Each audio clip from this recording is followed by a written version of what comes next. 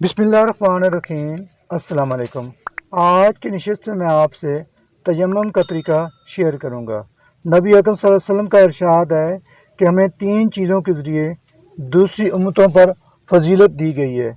Number 1, हमारी सफ़ें बेश्तों की सफ़ों के मिसल की गई हैं। नंबर 2, हमारे लिए तमाम ज़मीन मस्जिद कर दी गई है।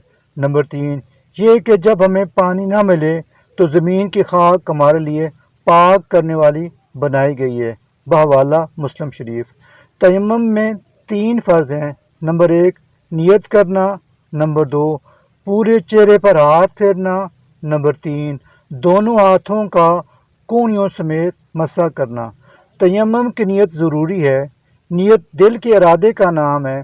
ज़ुबान से भी कह दें तो बेहतर है। मसलन यूँ कह लें कि बेवुज़ूई और बेगुस्ली की हालत से पाकी हासिल करने और नमाज जायज़ होने के लिए तयम्मुम करता हूँ।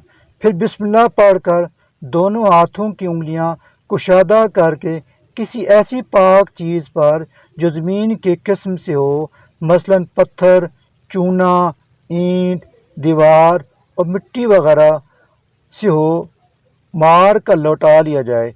यानी आगे बढ़ाइए और पीछे लाइए।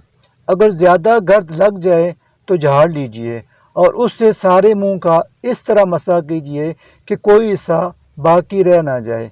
अगर बाल बराबर भी कोई जगह रह गई तो तयम्मुम ना होगा।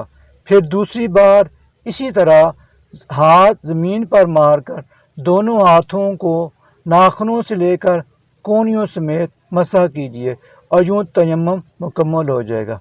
अल्लाह करीम है, अल्लाह पाक हम पर अपना फजल रहम करम फरमाए।